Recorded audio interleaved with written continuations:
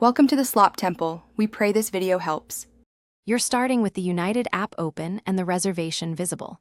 Tap the trip under Upcoming Trips to load the boarding pass. This triggers the pass to be generated. Once done, make sure United has permission to add items to wallet and that your iPhone is unlocked. If the pass doesn't appear, refresh the trip by pulling down or reloading the page. Sometimes the server needs a new request to build the mobile boarding pass. You'll expand the boarding pass to see the Add to Apple Wallet option. This is the key action.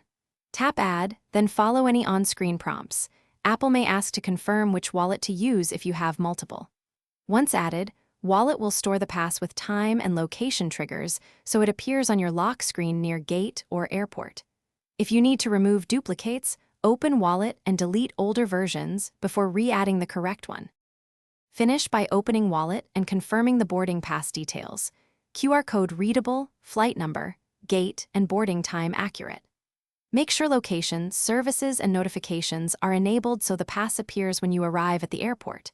If it doesn't show or the QR is blank, try removing and re-adding the pass, force closing and reopening the United app, or signing out and back in. These steps refresh the server link and usually resolve syncing problems quickly.